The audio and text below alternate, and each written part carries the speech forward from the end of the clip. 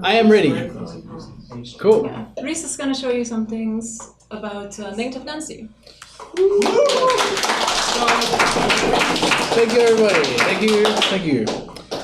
Cool. So I'm just going to run through. I have some notes. I'm going to run through a bunch of things I've been working on, and specifically Negative Nancy. So here's a little recap. This is Negative Nancy, the version that exists online. This is a jam game that Ned and Matt and I made together, which ultimately led to a series of events, and then we end up here. So this is the game. It's interactive fiction, and you can only say no. I want some sound here, but no sound? It's not that important. It doesn't matter. Cool. Okay, so I just wanted to show this quickly and to point out something terrible about this. So this is our 48-hour version of the game, and you'll notice that it has terrible pixels everywhere. Pixels, the enemy of beauty. I just want to really show what we're up against here.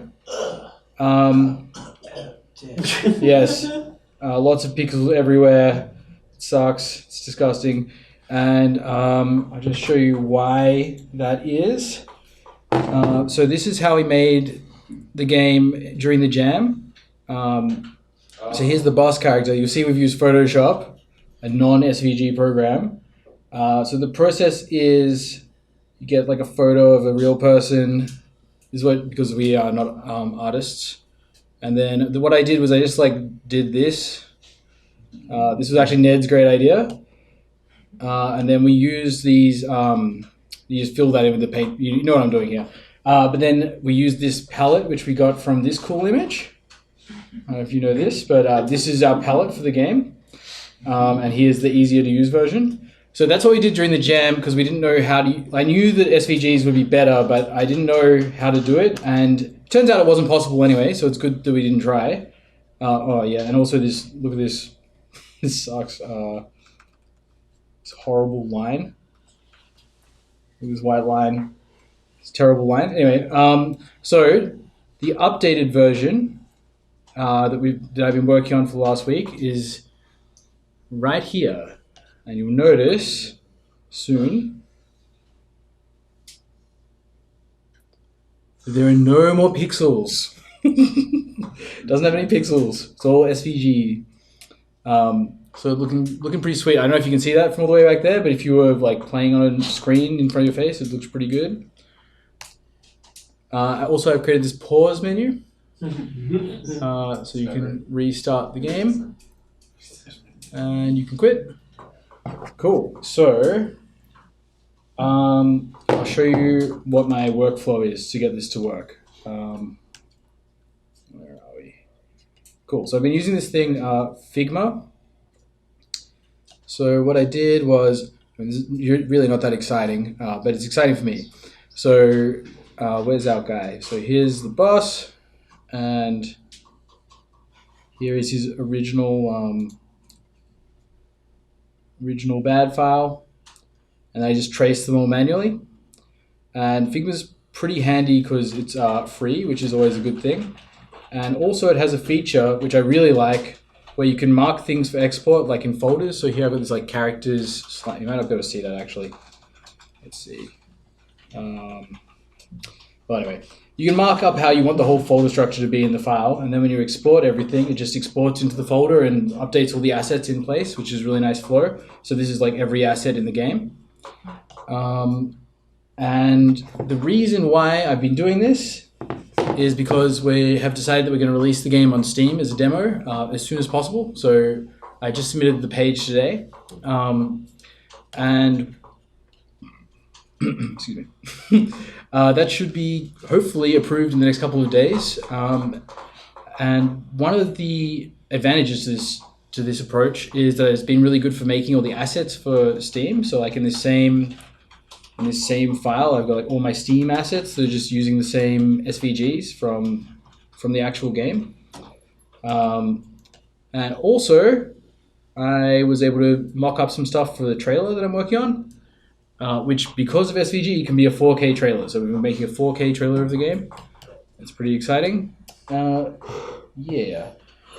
So that's the overview of what I've been working on. And I'd appreciate it if you all wishlist our game later in the week when we put it out there. Cool. Thanks. Would anyone like to ask a question?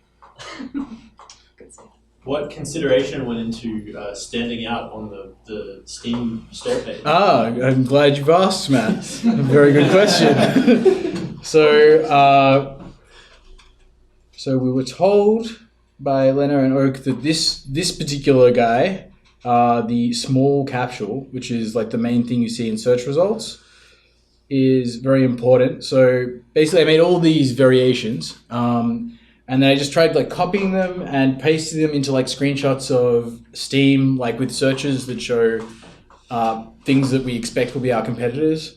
I actually don't have that screenshot here. I should have prepared that. But basically we just tried all these different ones to see which one looks the best and made sure it stands out, which is why we have this like really nasty blue color that seems to stand out the best against the competition. Yeah.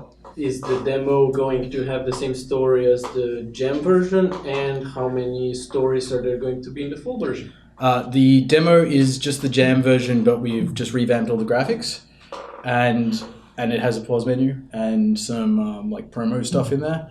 The full version will have that episode and then 5 more episodes. So basically, that length again, if you've played the jam version, it's about 10 to 15 minutes to play through, but it's branching. So we decided that the best format is to have just more episodes like that. And the real reason is because, if you want to play the game again and again, you want to explore the different branches. But if we just did like an hour playthrough, that means you'd be treading over, say, like 45 minutes of gameplay again, just to see if you made a different decision at the end. So if we break it up into different episodes, it has a more natural fit. And also, so far, it's like pretty fun and feels good. So why mess with the formula? Keep it easy. What is the decision behind the art style? Oh, the original art style. I mean, like the tracing of photos and the whole thing. Yeah. So basically, Ned and Matt and I and Angus, our sound guy, who's not here, but is still working on this version, we went up to Angus's beach house for the weekend to do GMTK Jam. And we'd hoped to get an artist to come with us, but we didn't. So we just decided on the easiest thing possible. So Ned just said, all right, we'll get photos and just trace them, and that will be easy. And it looks fine, and we can do it ourselves. We don't have to rely on anyone else. So, we also considered looking at getting an actual artist to make the game and make it look like, pretty. But that seemed like a big drama, and without funding, we can't afford it. So keep it simple. But we kind of we like this look. It's obviously really rough, but it's not pretending to be anything that it isn't. So like even this marketing material looks pretty raw. Like I'm not of the opinion that this is like really high quality polished stuff, but I think it will stand out. And ultimately, you're not going to click on it if you are looking for a AAA game. So, yeah, cool. Thank you.